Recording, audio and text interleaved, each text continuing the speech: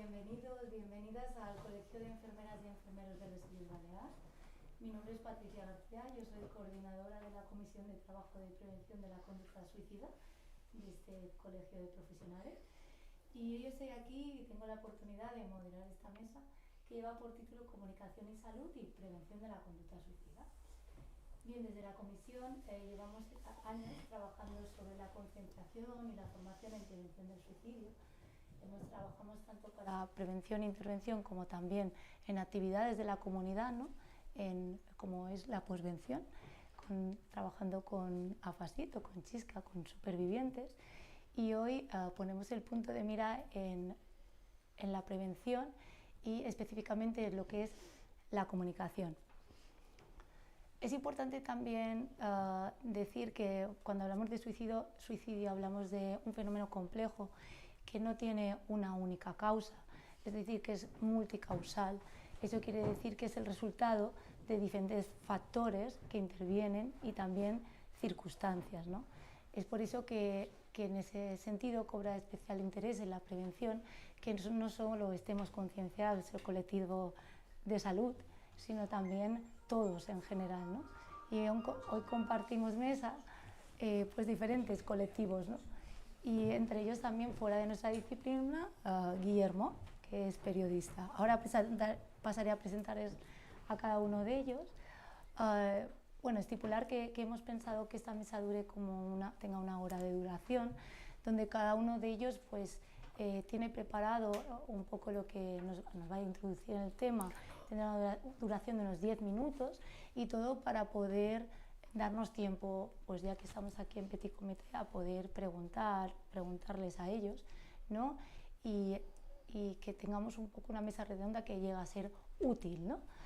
Para empezar, por ejemplo, hemos pensado en invitar a la doctora Antonia Pades, y es porque queremos poner el foco en la importancia también que tiene la comunicación y salud en general, en cuanto a las estrategias de habilidades que tiene que tener el colectivo de enfermería para comunicar bien, ¿no? Y que ahora, a través de Antonia, pues le vamos a hacer varias preguntas. Pasaré a presentarla bien como experta en comunicación y salud y profesora del Departamento de Enfermería y Fisioterapia de la Universidad de les Illes Balears.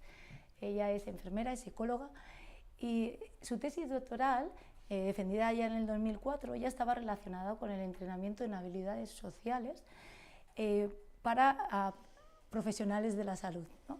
Durante todos esos años, pues dentro de nuestro colectivo es alguien referente y ha seguido programas de entrenamiento en habilidades sociales, y es por eso que pues hemos pensado en preguntarle, la comunicación es un reto o bien una amenaza. ¿Cuáles crees que son las habilidades sociales básicas para nuestra profesión?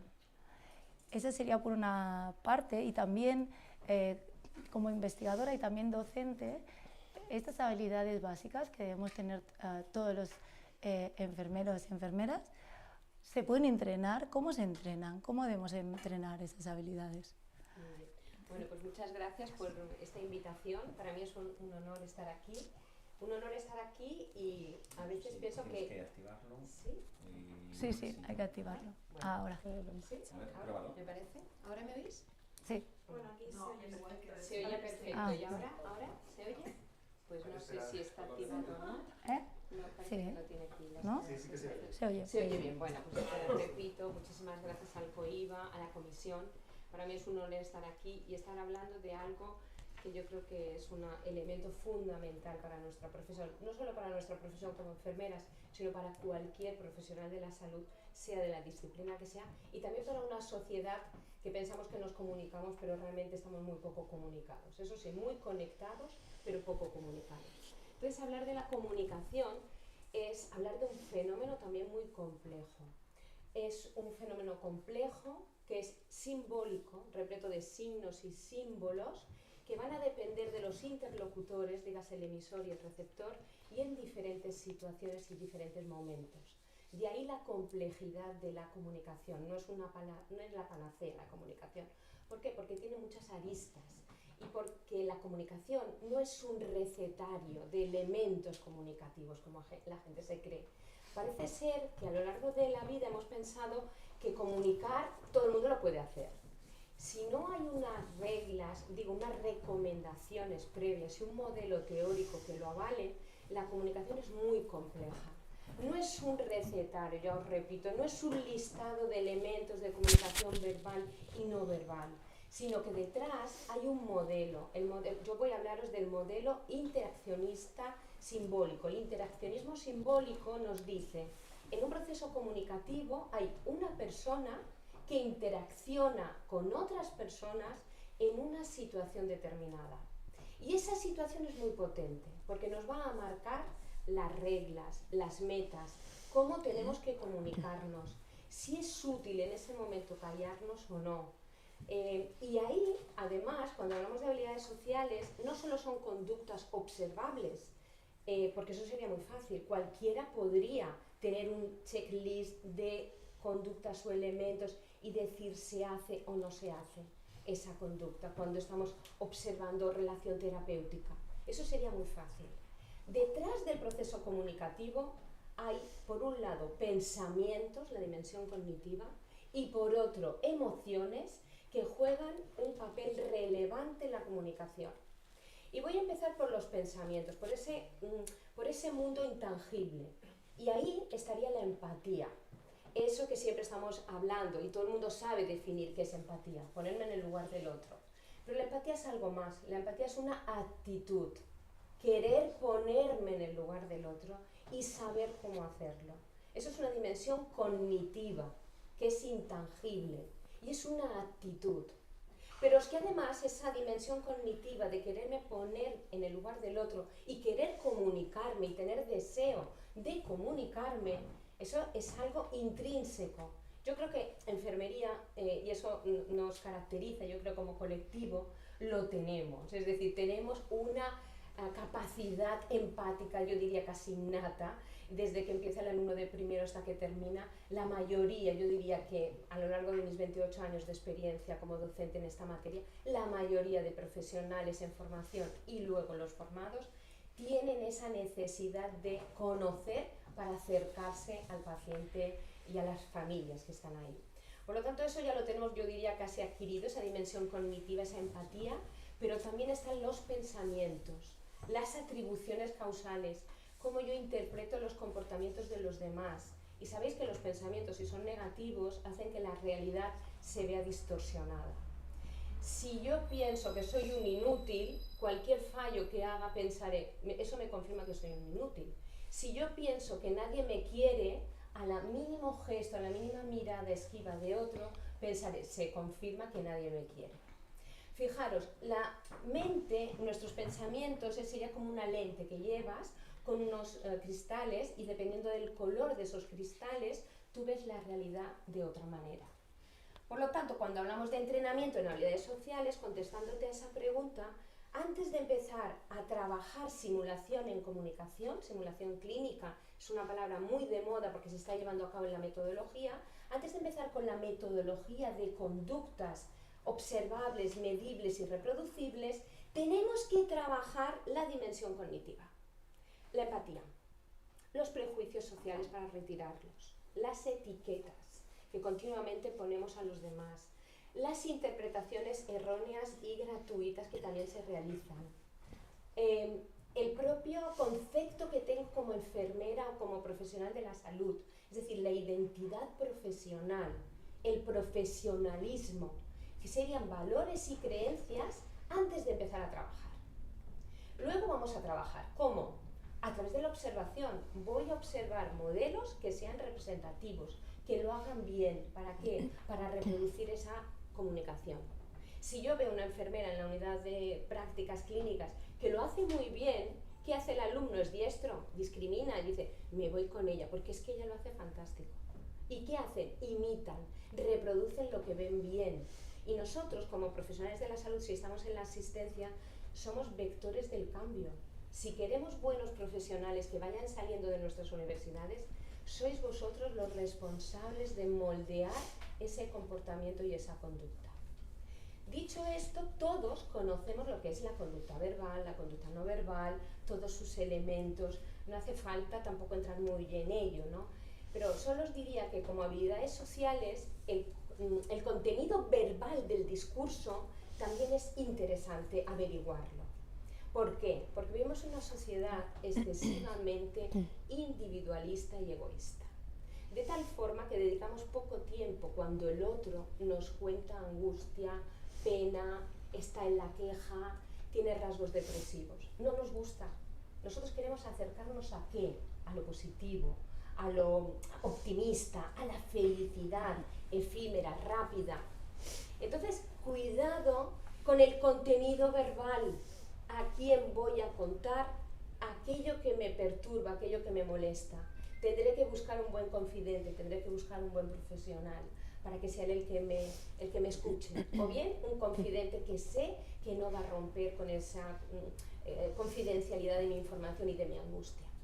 Yo pienso que a veces muchas personas no piden ayuda porque tienen miedo a la exposición o tienen miedo al rechazo, a que otro no le diga sí en vez de no.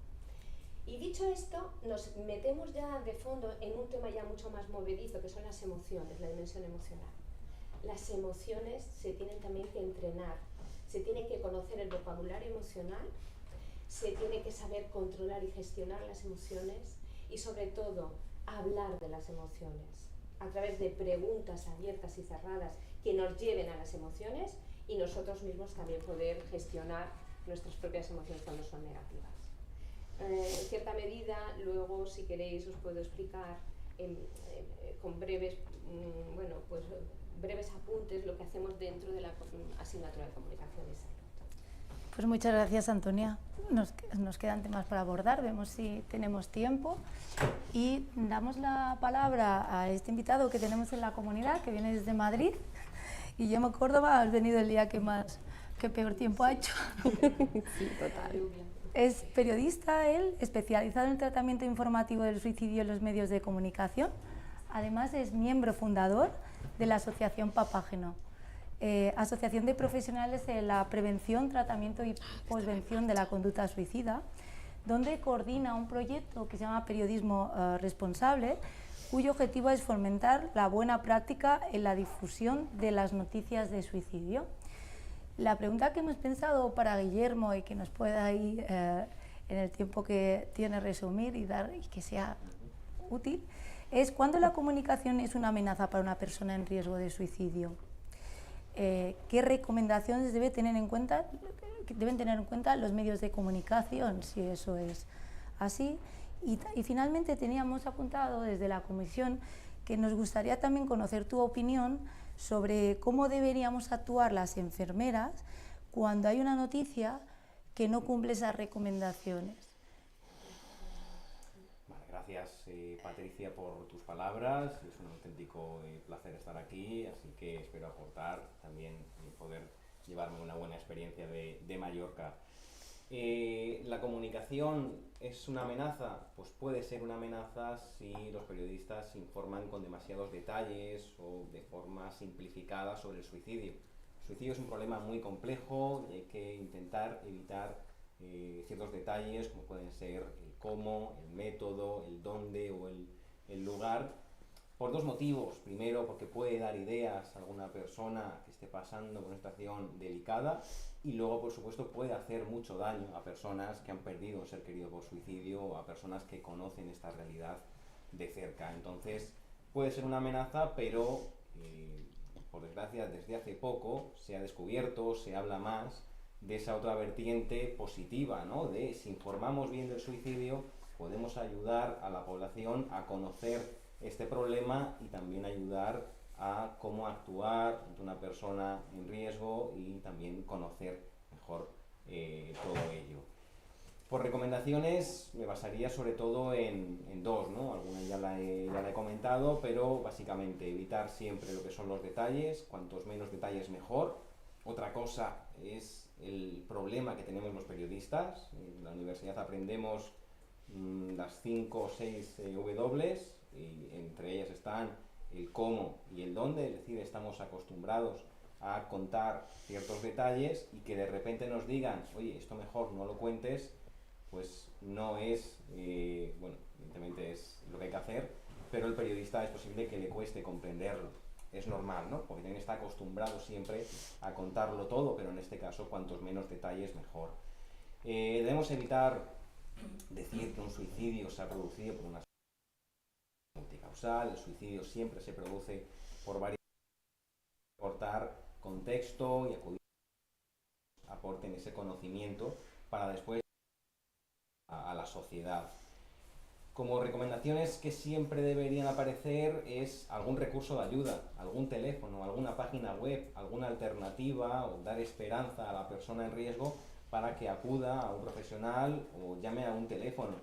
A mí me parece muy importante la ubicación, porque es recomendable ubicar estos recursos al final. Pues igual hay que mejorar esa recomendación y poner esos recursos de ayuda más arriba. Si la persona entra en la noticia pero no llega al final, es imposible que encuentre ese tipo de recursos. Entonces, si los podemos poner arriba, incluso en la fotografía, en el subtítulo, pues será mucho mejor porque va a llegar a mucha más cantidad de población.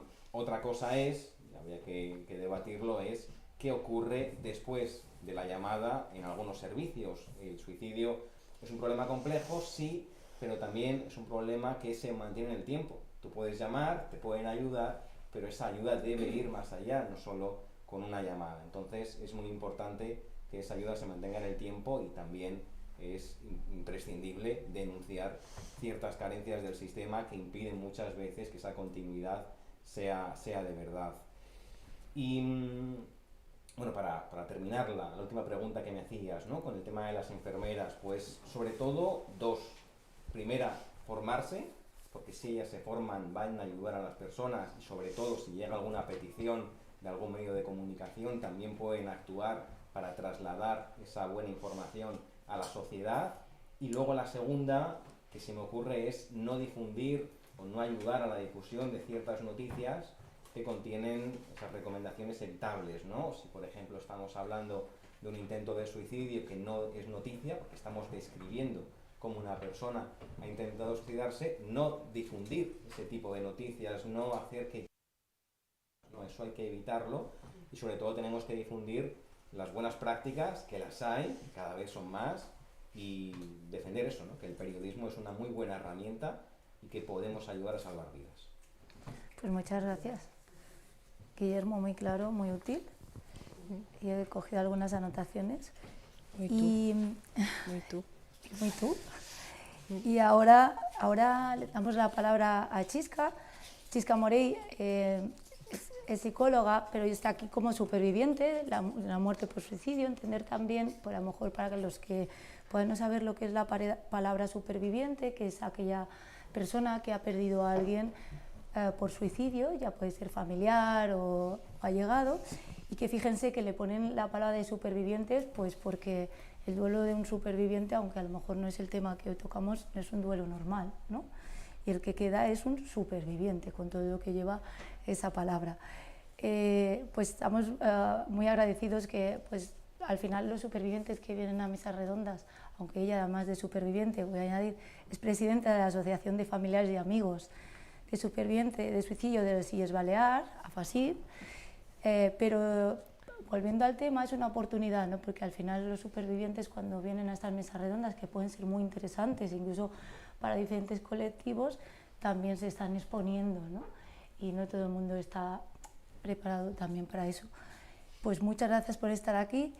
Y la pregunta que teníamos, una vez oído también a Guillermo, es conocer cómo viven los supervivientes o una noticia de muerte por suicidio que no cumple con esas recomendaciones, ¿no?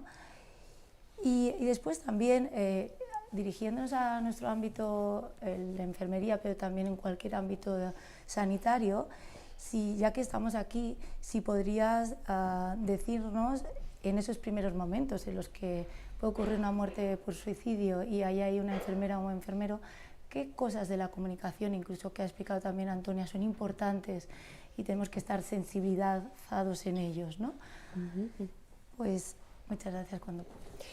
Pues me hace gracia que digas, que me agradezcas, ¿no? Porque de hecho el Colegio Oficial de Enfermeras y Enfermeros ha sido una de las entidades que más nos ha apoyado a todos los niveles a la asociación, desde ofrecer espacios en todas las islas hasta, pues eso, invitar a las personas afectadas también a participar en mesas redondas, porque también el conocimiento es parcial si no invitamos a una persona que lo ha vivido desde un lado distinto, el lado personal. El tema de las noticias. Fíjate que yo en los últimos años, que he trabajado también con Guillermo bastante y creo que tengo más conocimientos, pero sin embargo el impacto es el mismo que hace 6 años, cuando pasó el suicidio en mi familia, y eso no ha cambiado, y eso... O sea, lo conecto mucho con todo lo que has explicado tú, ¿no? Que a veces la parte emocional pues no se estudia. ¿Y qué pasa con las noticias? Que tú cualquier noticia que aparece donde aparece una imagen, por ejemplo, es inevitable que tú conectes con lo que te ha pasado a ti. Así que estás reviviendo una y otra vez el suicidio, y para según qué tipo de duelos que pueden ser traumáticos, por ejemplo, cuando no es lo mismo si tú has encontrado a la persona fallecida que si no la has encontrado, ¿no? Pero, por ejemplo, no quiero tampoco describir, ¿no?, situaciones que han ocurrido, pero ves un método de suicidio en unas imágenes en las redes sociales y pues automáticamente todas las personas que su persona fallecida falleció de esta manera conectan con el suicidio, y aparte a nivel preventivo, bueno, es como decir dónde tienes que ir y cómo hacerlo, ¿no? A nivel, el dolor es una punzada, es volver al trauma, volver a recordar que esa persona falleció exactamente de esta manera. Entonces el dolor es inimaginable, es inimaginable. Lo que hace más daño diría que es la imagen, porque además es lo que entra más rápido, ¿no? Y también me refiero a las imágenes no reales de dibujos de sogas o dibujos de, bueno, que se podrían evitar, ¿no?, porque te recuerdan. Así que lo que yo diría es que contribuyen a que nuestro duelo se cronifique y no se termine de cerrar, porque vas abriendo el trauma y una y otra vez. Eso es lo que más nos afecta. Y por supuesto el tema de los recursos, ahora que hay, porque hace 6 años no había, pero ahora que hay, súper importante, porque de hecho una de las cosas que nos pasa es que nos da muchísimo miedo contactar con los recursos, pero coleccionamos todos los recursos, porque no sabemos si algún día los vamos a utilizar, y todo lo que podamos tener esa información nos va muy bien para cuando decidimos contactar, hacerlo.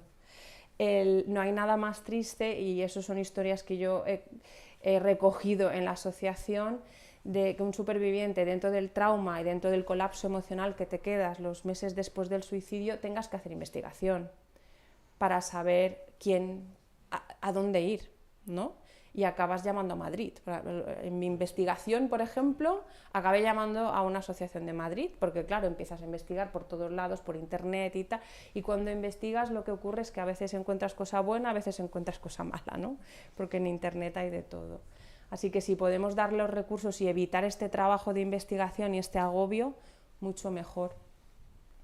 En cuanto al trabajo de las enfermeras, ahí no soy nada objetiva, porque yo siempre he dicho que en el caso que nos ocurrió a nosotros, creo que fue la única profesión que se salvó del enfado del duelo, porque claro, en los primeros meses del duelo estás tan enfadada que te querrías cargar a todo el mundo, ¿no? Y esa parte, la parte de enfermería, no sé exactamente por qué, pero sí que cuando estás en shock, pues percibes más el lenguaje no verbal, quizás, ¿no? Las miradas, los pequeños detalles, sí que te das cuenta de muchísimas cosas. Yo siempre digo, estamos en shock, pero lo oímos todo, lo vemos todo.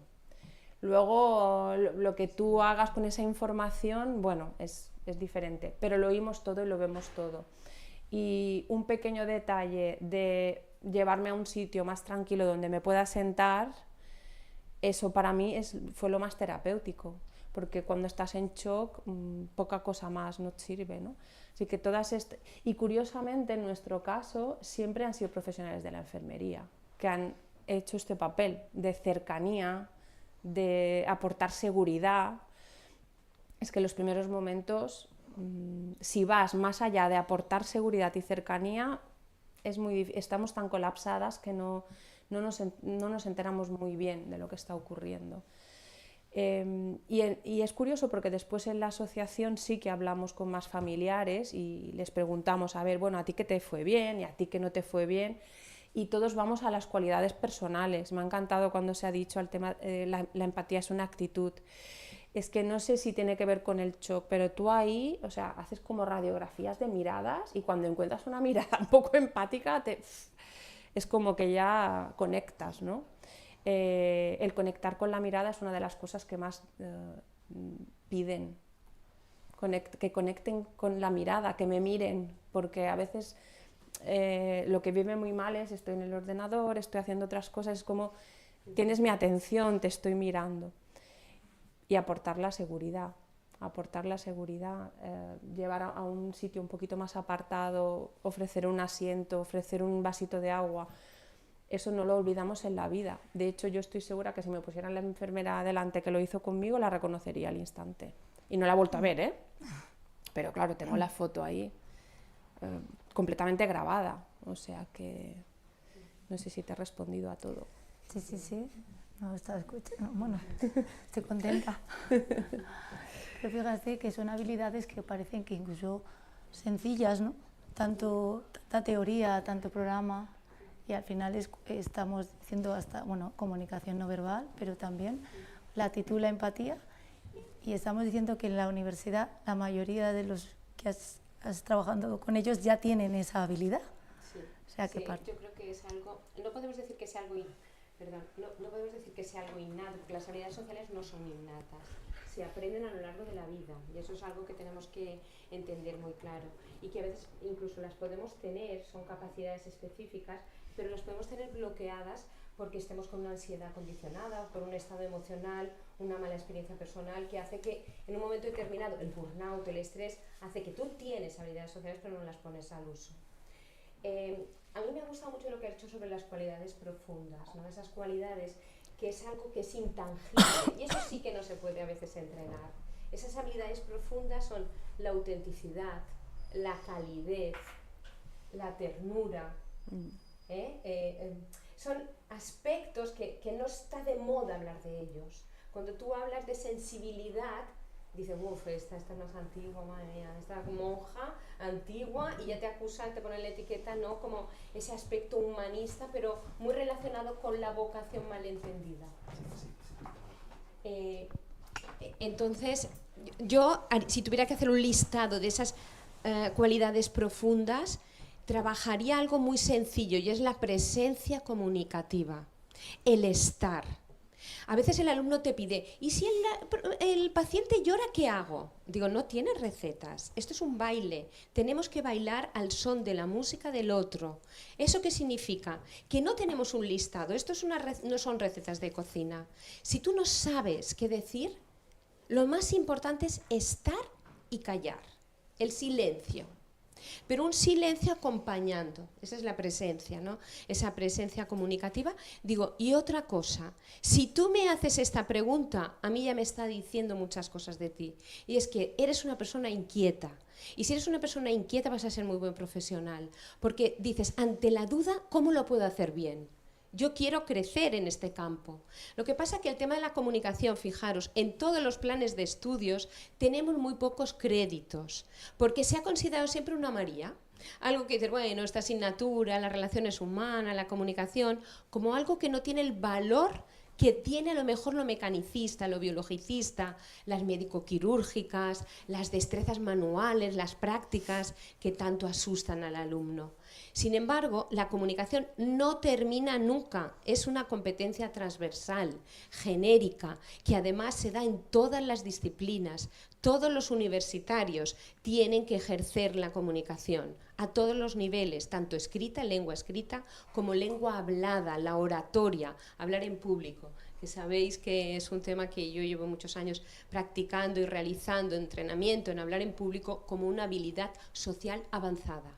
Una enfermera, un médico puede tener una buena idea, un periodista, pero si no la sabe expresar, esa idea no la puede transmitir. La oratoria es básica y también es básica la alfabetización digital. Y no me refiero a la alfabetización digital relacionada con la tecnología y los aparatos, sino el uso de las redes sociales, el uso del comportamiento social en las redes, el humanismo digital. Hace poco estuve en unas jornadas de cuidados paliativos y había varias personas que hablaban de este tema, y ellos mismos, que eran influencers con unos altos números de seguidores y youtubers, decían la necesidad del control del postureo, de la ética en la red. Y enfermería tenemos que aprender mucho, porque tenemos que estar en la red, tenemos que poder tener contenido, pero un contenido serio. Cuidado con la imagen que proyectamos, cuidado con el postureo, cuidado con el uso del móvil en el lugar de trabajo o según qué comentarios que pueden pues denotar la falta de seguridad en la confidencialidad de la información de los pacientes. De ahí la relación que podemos tener en la comunicación escrita y hablada, también con el periodismo, ese periodismo responsable, en la que cuidado, porque una palabra puede ser muy dolorosa y muy dañina. Sí, bueno, por aportar alguna cosa, evidentemente no, la forma de comunicar importa, y sobre todo tenemos que formarnos. Es decir, a veces parece que no tenemos el tiempo suficiente para formarnos, pero si desde la escuela, el instituto, la universidad empezamos a plantar semillas, ¿no? Es decir, empezar a formar a la gente, en un futuro será más fácil, ¿no?, que esas personas tengan habilidades comunicativas u otras tantas para poder ayudar, ¿no?, y aportar desde su profesión a este tema o a otro. Además, se suma, ¿no?, toda la atención, se suma el tabú y el estigma que tiene también el suicidio muchas veces a la hora de hacer caso o de mirar, ¿no? A veces el mismo estigma hace que deje más aislado incluso al superviviente cuando más lo necesita, ¿no? Porque ¿qué le digo? ¿Qué hago? ¿No?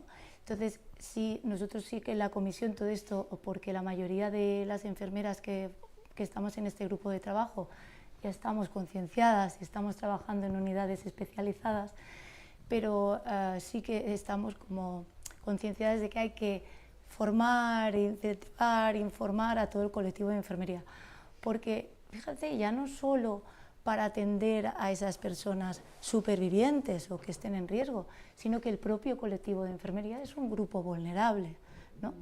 Entonces eso es importante, ¿no? Que incluso las enfermeras ante una situación de riesgo de suicidio vamos a tener que asistir a urgencias hospitalarias, y a veces es el estigma y lo que le acompaña al suicidio hace que no utilicemos recursos que tenemos que utilizar como lo haríamos ante una peritonitis. Sí. Pero esta es una barrera también importante, ¿no? Y que, pues por contacto también, que dentro de la asesoría psicoemocional he podido contactar con enfermeras también, pues a veces es una cosa que es una pena, ¿no? O sea, cuando una enfermera necesita ayuda, también tiene que acudir a urgencias hospitalarias, y a veces la ayuda puede ser porque haya una ideación suicida. Darle un poquito la otra cara de la versión. Bueno, podríamos dar la palabra a todos los que nos acompañan hoy, porque estamos súper acompañados. Y si tenéis alguna pregunta, y podemos aprovechar que nos queda tiempo, y así lo hemos como estipulado para que podáis preguntarles a ellos lo que sea, lo que queráis. Cara al streaming tendrá que ser con el micro. Yo os lo paso. ¿Parece? ¿Sí? ¿No? Sí.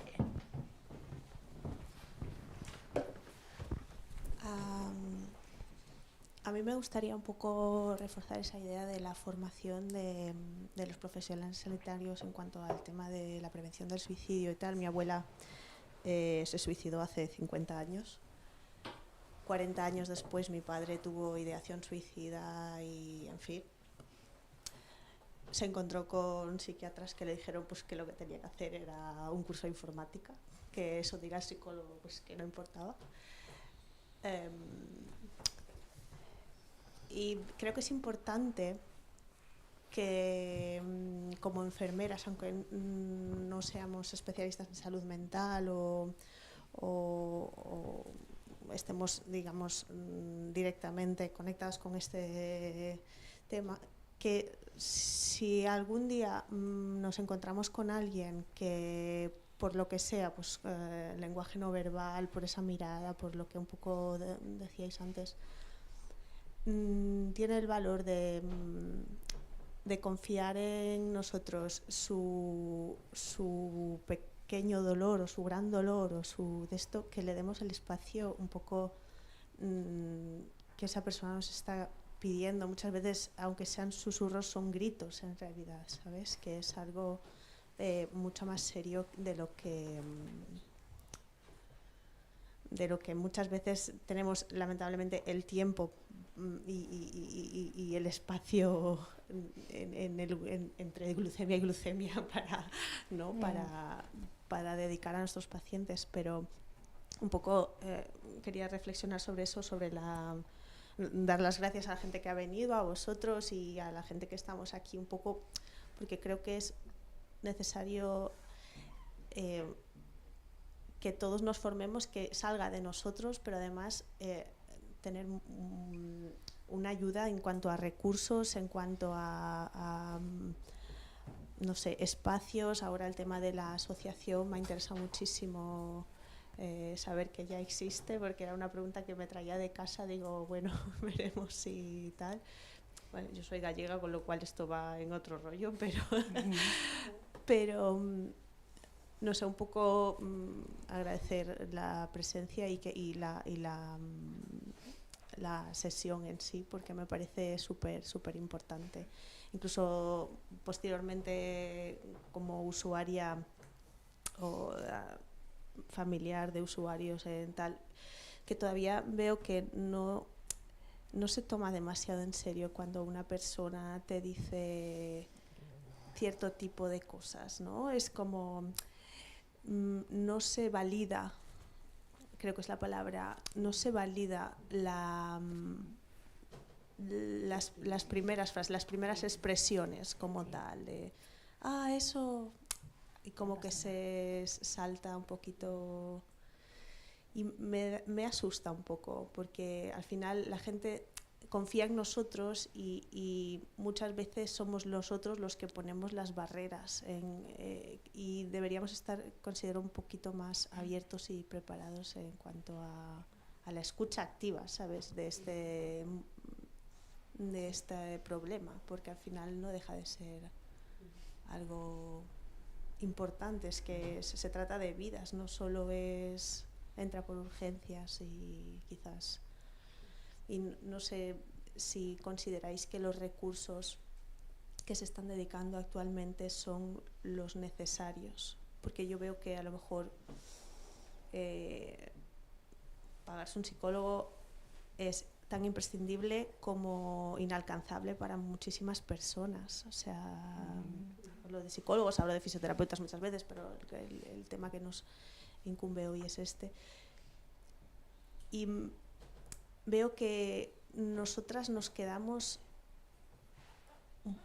perdonad la expresión, pero un poco mancas, ¿sabes? De decir, no sé qué recomendar, más allá de ahora mismo, pues la asociación, no sé cómo ayudar, porque ese paciente o esa persona se va muy rápido de mis manos, sí, como enfermera asistencial. Entonces, no sé qué puedo hacer yo en esos casos. Pues muchas gracias por tu pregunta y también por exponerte y contarnos el tema. Y la verdad es que es la concienciación también que tenemos de la comisión y por la que se creó también el grupo de trabajo. Solo voy a añadir esto, por si alguien también le quiere contestar, pero es así. Existen unas señales de alerta, ¿no? Que son, a lo mejor le llamamos en la prevención del suicidio las señales de alerta, que a veces aparecen antes con frecuencia en las personas que tienen intención suicida, pero que muchas veces pasan desapercibidas para la mayor parte de la población porque las desconocen. Muchas veces porque las desconocen. Y que a esas señales, como bien dices, no hay que ser expertos de salud mental, ¿no?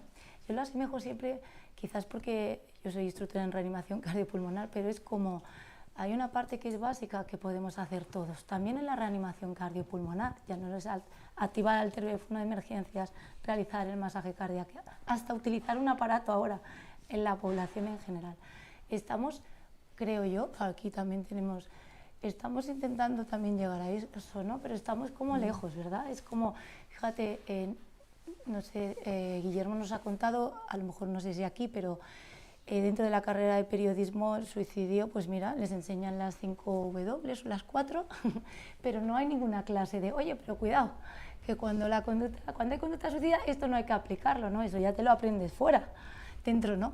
Dentro de las carreras de ciencias de la salud, como la nuestra, que sería una de las, pues ahora estamos empezando a entrar en el tema del suicidio, ¿no? Entonces parece que en 2023, pero que en esto estamos como que nos queda trabajo, ¿no?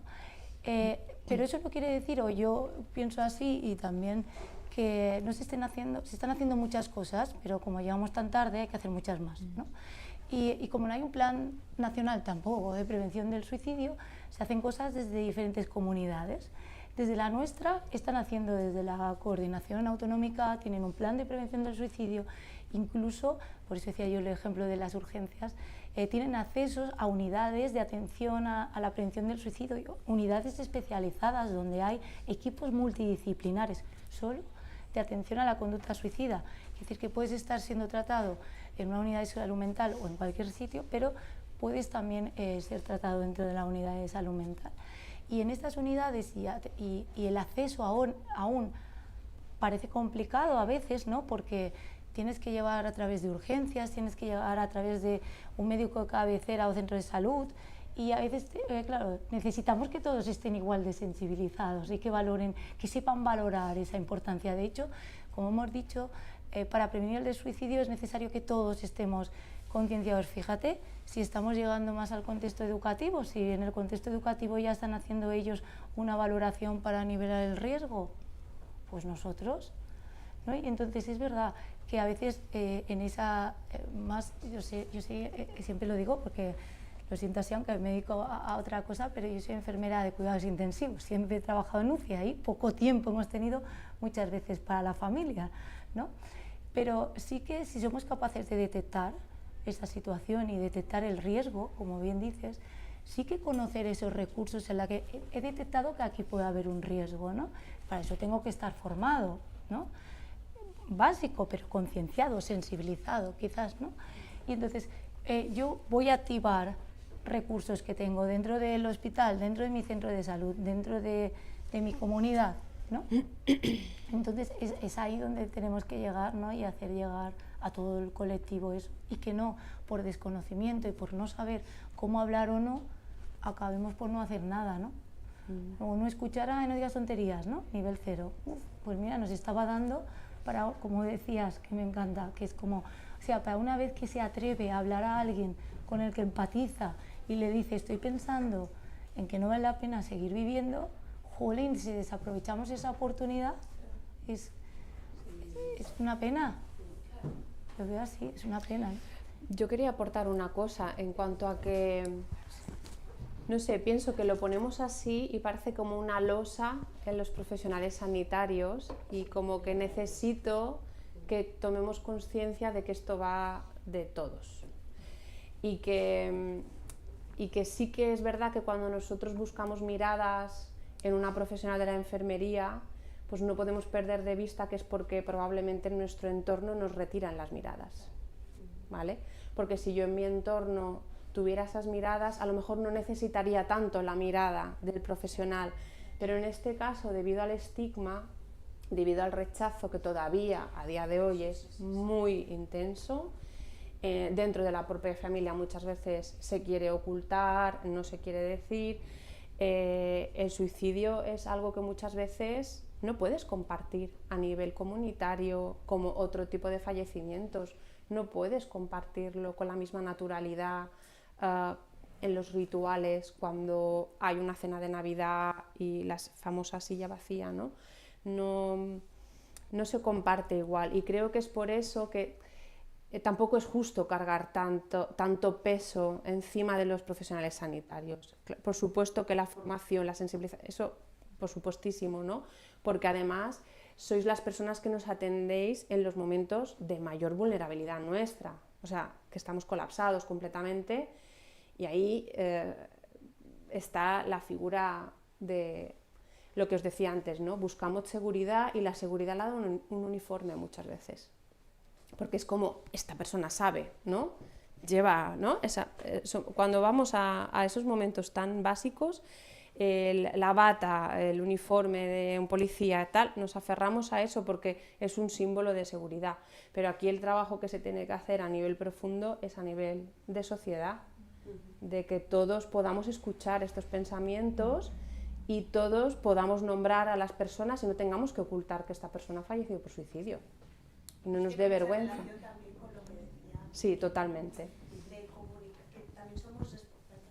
También somos responsables, ¿no?, de comunicar y de hacer, y de nuestra propia sensibilización puede compartirse con la sociedad. O sea, somos un poquito responsables de nuestro granito de arena en este aspecto, ¿no? Y si nos ha tocado de cerca, aparte de mi abuela, pues 2 tíos, es que estoy sembrada, pero que si nos ha tocado de cerca,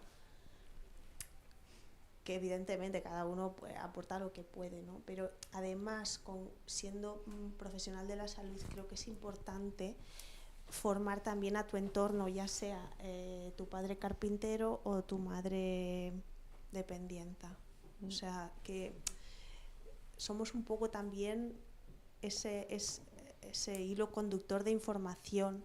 Por eso me parece esencial esto que estamos haciendo de trabajar mucho, porque considero que no, lamentablemente, no quiero quitar como lo que cada uno se agarra, ¿no? Pero lamentablemente creo que a pesar de ser enfermera no estamos lo suficientemente concienciados con esto.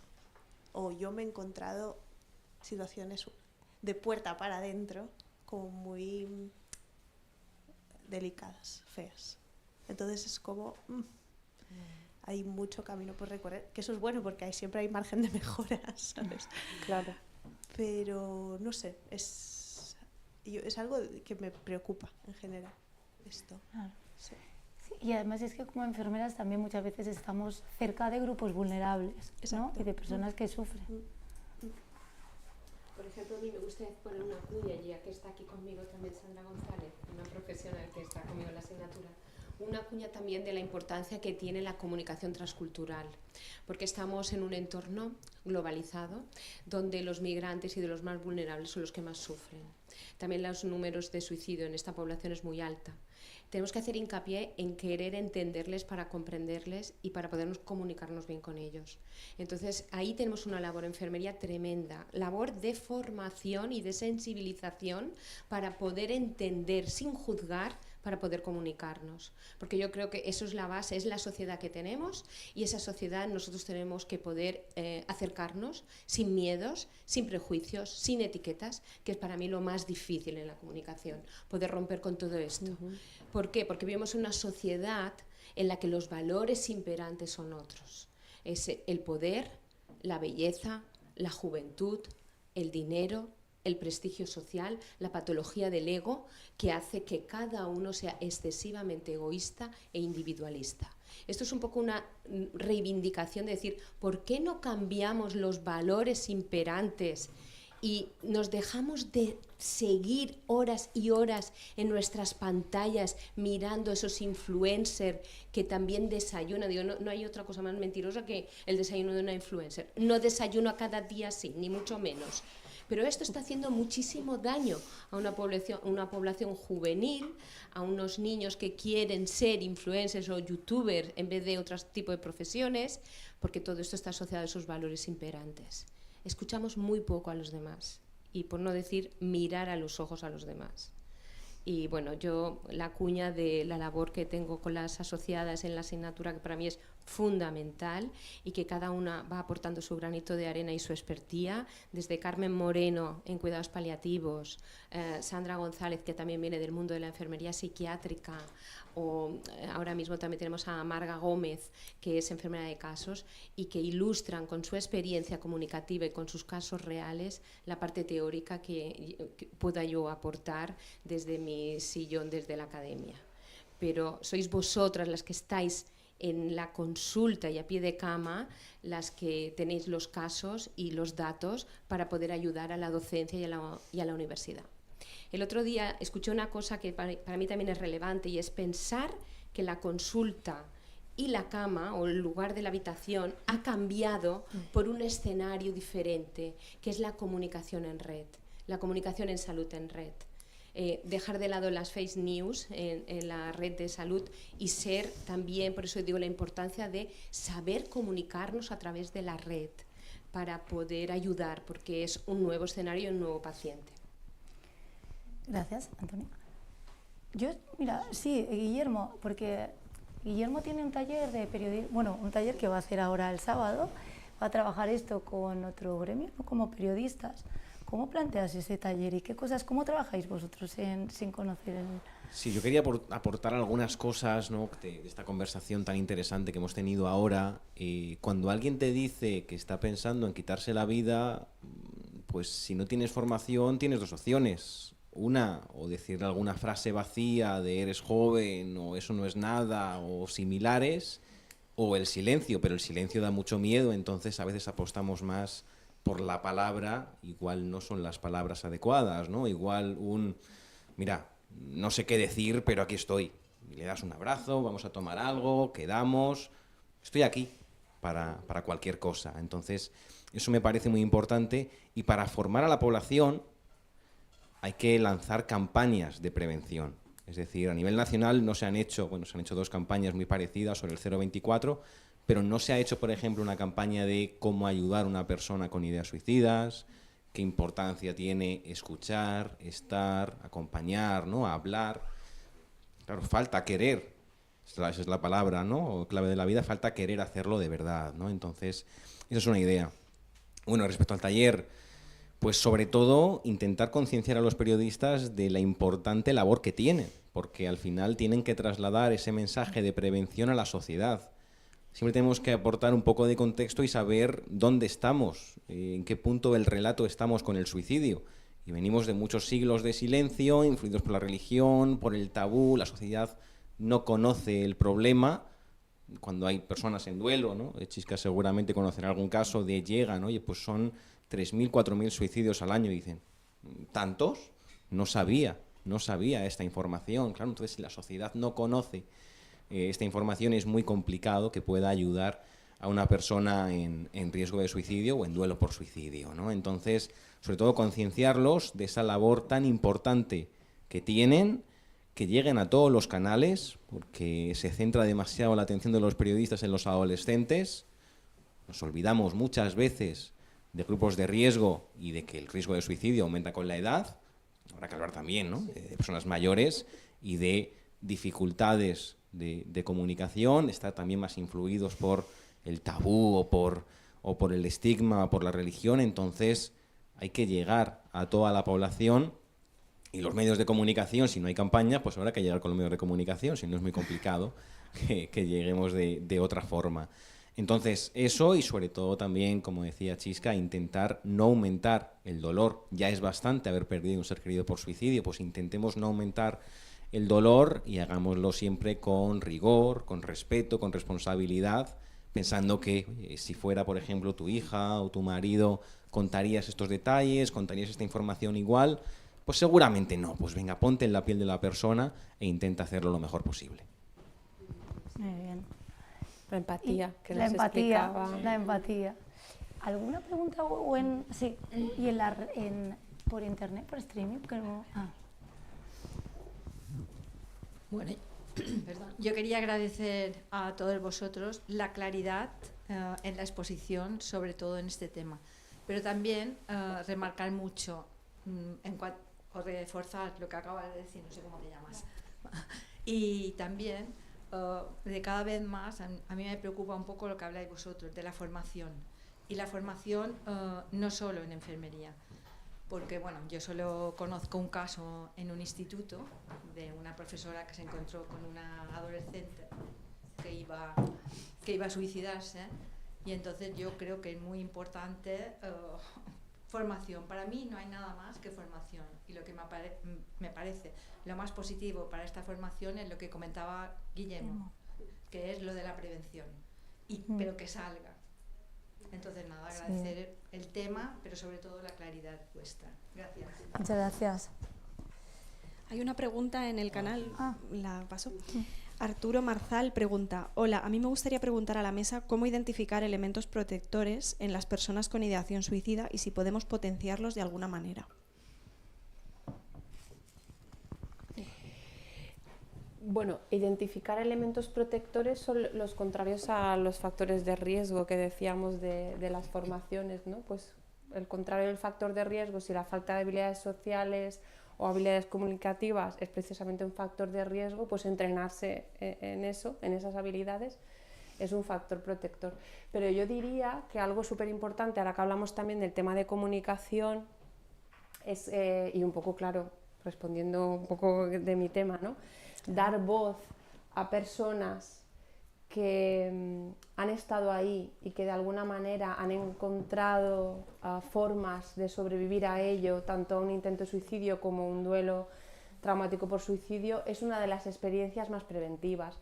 Porque claro, aquí no hay fórmulas mágicas y como bien han dicho todas las compañeras y Guillermo, ¿no? Esto es multicausal, es muy complejo y la forma que vas a encontrar tú puede que no tenga nada que ver con la forma que voy a encontrar yo, incluso para gestionar mi duelo, ¿no? Es muy difícil tener una respuesta, pero lo que sí que va muy bien es ver historias de las otras personas, con lo que sí les ha servido a las otras personas, porque ahí tú vas viéndolo en contexto de, bueno, pues esto lo podría probar, esto lo podría, sin indicaciones, ¿no? Todo lo que es la potencia de la experiencia en primera persona suele ser muy válida, ¿no? Y por supuesto después todas las herramientas que nos pueden dar por parte del sector profesional, pero dar voz a supervivientes y a sobrevivientes y hacerlo de la forma también adecuada, ¿no? O sea, porque a veces, a veces no se hace del todo adecuadamente, ¿no? Y desde el sensacionalismo y tal, pero si se hace de forma adecuada, de qué me sirvió a mí, y cómo estoy ahora, de esto se sale, ahora estoy bien, tengo mis bajones, pero cuando tengo mi bajón voy a tal sitio, y eso da una esperanza y unas ganas de buscar más opciones brutal. Se oye, ¿no? Sí. Bueno, a ver, un agradecimiento y un comentario. A ver, agradecimiento porque hace 2 años me operaron, tuve una intervención quirúrgica. Agradecimiento al personal sanitario, porque yo había oído que son personas que te acogen y te atienden, pero es que yo lo viví y realmente estoy sumamente agradecido, ¿no? Porque yo creo que cuando te operan, cuando intervienen, eres muy vulnerable, te sientes con mucha debilidad y te das cuenta que hay gente que te acoge y que te transmite cariño, o sea, una serie de virtudes, de cualidades que no se aprenden en la academia, sino o las tienes, o las vas adquiriendo, o no las tienes, ¿no? Y yo en general, tanto médicos como enfermeras, increíble, ¿no? Increíble. Ese era el agradecimiento. Y luego el comentario. Soy voluntario del Teléfono de la Esperanza. El año pasado llamaron alrededor de 5.000 personas, sí, aquí de Baleares, 180.000 a nivel España. Bueno, a ver, la importancia de la escucha. Fíjense que el 75% de los 5.000 llamantes, al finalizar la llamada, agradecieron todo lo que les dijo el orientador. El que atiende la llamada es orientador o orientadora. Y el orientador, después de esos 12 minutos o 14 minutos de escucha, se pregunta, ¿pero yo qué le dije? Porque el orientador no le dice, no se echa un discurso. ¿Qué es lo que hace? Simplemente escuchar. Cuando a veces nos preguntan, bueno, ¿y si tengo a alguien, algún amigo, un familiar que se quiere suicidar, ¿qué hago? Escucha. O sea, no intentes juzgarle, no le rechaces, no tengas miedo, escucha. Escucha, estar ahí. Si en un momento no se te ocurre nada, pues hazle alguna pregunta. Y fíjense, es increíble, ¿eh? Porque cuando la gente llama al teléfono de la esperanza, tienen un nivel de dolor y sufrimiento. O sea, llegan con un nudo sentimental, afectivo, tan fuerte, que simplemente el que estén hablando, el que estén verbalizando ese sufrimiento y ese dolor, esos minutos, 10, 12, 15 minutos, se quitan la carga emocional y se sienten aliviados. Yo a veces me pregunto, ¿alguna vez he ido al médico pensando que estoy enfermo? Y cuando el médico me mira la cara, me mira los ojos y me dice, Lino, no tienes nada. Y en ese momento, esa enfermedad se va. No sé si a vosotros os pasa lo mismo, ¿no? Sí. Que vamos con esa idea, oye, me va, tengo cáncer. ¿Qué va? No tienes. El médico se ríe, no tienes nada. Pues eso es lo que pasa en el teléfono de la esperanza, ¿no? Y otro dato importante, de los 5.000, el 8% no fueron capaces de verbalizar su dolor y su sufrimiento.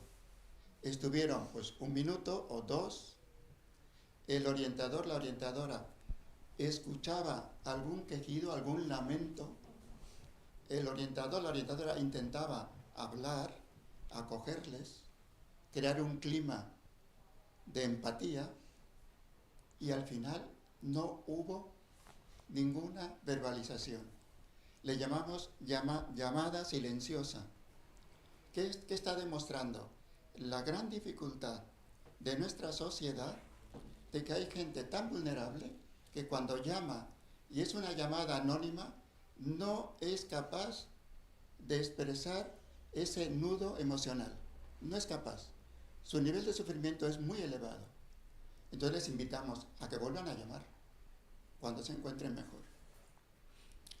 Por eso, cuando hablaba aquí Guillermo, la prevención es una tarea de todos. Podemos pedirle al Estado, al gobierno, que ponga recursos, que ponga dinero. Puede ponerlo, pero si nosotros no nos movemos, todos, este problema no lo vamos a afrontar. Claro, hemos afrontado el tema de la drogadicción, hemos afrontado el tema del SIDA, muchos problemas.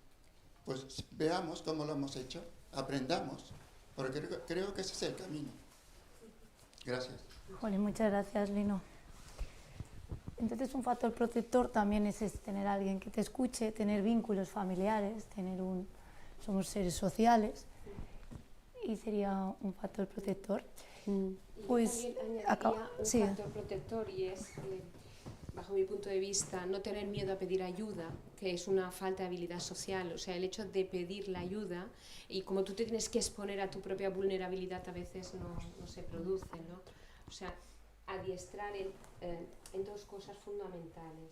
La técnica de solución de problemas, porque muchas veces muchos problemas vienen porque no se saben tomar decisiones en esa técnica de solución de problemas, como una heurística general a nivel mental de saber cuál es la solución a veces a los problemas, ¿no? Pero identificar el problema, no la causa y el porqué del problema, sino qué puedo hacer. Sería una técnica de habilidades sociales muy importante trabajar, y otra, saber pedir ayuda. ¿Cómo hacerlo? Y a quién hacerlo, lógicamente. Y luego, en cuanto a fortalezas, también añadiría el optimismo, la resiliencia, la esperanza, el vigor, el entusiasmo, dar sentido a tu vida, que es lo más difícil. Sí, el sentido de la vida, totalmente. Pues si ya no hay más preguntas, llegamos al final de esta mesa redonda. Agradecer a los ponentes. Patricia, todo una el última aportación. Si Ah, quieres sí, hacer. claro, perdón, no lo he visto. Claro que sí. Bueno, es una aportación más que una pregunta, pero no sé si va a servir o no. Desde mi experiencia profesional, yo trabajo en primaria desde siempre, nosotros tratamos el suicidio, lo vemos de distintos ángulos. Por un lado, podemos ir a certificar una muerte por suicidio o podemos acudir a un intento de suicidio en un domicilio. También tenemos en la consulta, yo creo que el papel fundamental sería la detección precoz. Y para mí, cuando se presenta, que se me han presentado bastantes, creo que yo le llamo consultas sagradas, y es cuando se para todo y tú estás por aquella persona. Es igual los que hay afuera que esperen, sino que le dedicas el tiempo a este y entonces ves de qué forma tú puedes ayudarlo. Lógicamente, nuestra formación no va a evitar o no va a profundizar en poder ayudarlo, pero sí que podemos conseguir contactar con otros profesionales o derivarlo a lugares donde sí se le pueda ayudar. Y luego también trabajamos con los que han tenido esta ideación y vamos haciendo el seguimiento, cómo se encuentran, si han tenido otra vez pensamientos negativos, etc. Vamos apoyando al paciente que con su confianza va contando pues cómo se encuentra realmente y qué hace, ¿no? Y bueno, con algunos hemos tenido grandes éxitos, como digo yo, y con otros no. Es decir, otros que han consumado el suicidio. Pero bueno, pienso que sí que las enfermeras podemos hacer muchas cosas en este aspecto porque tenemos la confianza y el espacio, ¿no?, para poder hacerlo. Y solo era esto. Gracias. Muchas gracias. Bien, pues si les parece bien, cerramos esta mesa redonda agradeciendo, como no, a los ponentes su tiempo de dedicación para resumir en 10 minutos algo tan complejo. Agradecer la compañía, que no es poca, estamos llenos. Y bueno, por quedarnos con alguna idea, yo he apuntado muchas, pero es como una locura y he quedado como ensimismada escuchando cada uno de los relatos y seguro que me dejo algo. Pero sí que me quedaría como que las habilidades básicas, aparte de la escucha activa, que nos ha ayudado también, es la empatía, que encima es como sencilla, que hemos repasado también, que se pueden entrenar, la mayoría de ellas, que hemos repasado también cuáles son esas recomendaciones, ¿no?, y que nos animamos, si os han quedado claras, a no difundir noticias en las que en la misma noticia se incumplan esas recomendaciones, como una foto no apropiada, a atribuir la causa del suicidio a una única causa, ¿no? ¿Me dejo algo? Me quedaría yo con eso, ayudar. Y como no, también estar sensibilizado en cuanto, a través de Chisca, que los supervivientes pueden estar bloqueados, pero que lo están escuchando todo, ¿no? Y estar pues sensibilizados también en esa intervención, que si no sabemos hacerla, pues que nos formemos en ella, porque la retraumatización, que a mí también me ha llegado, pues es un dolor que parece evitable con la formación, ¿no? Muchas gracias a todos desde la Comisión de Trabajo, que estamos aquí un grupo de como 12 enfermeras, decirles que aquí tienen un espacio, que incluso si hay algo que, pues desde formación que hemos estado haciendo, pero hay alguna petición o incluso quieren formar parte con nosotros de esta comisión, estamos abiertos. Nuestra idea siempre es, participamos en muchas cosas de la comunidad. Hemos nacido hace 2, 3 añitos, no llevamos mucho más, creo que 3, a veces a mí el tiempo lo llevo. Y nada, pues que estamos disponibles en el colegio para cualquier cosa y para trabajar sobre cualquier tema del suicidio, porque al final de esta manera tan pequeña también trabajamos el estigma y el tabú, el poder hablar de ello, ¿no? Muchas gracias a todos. Gracias.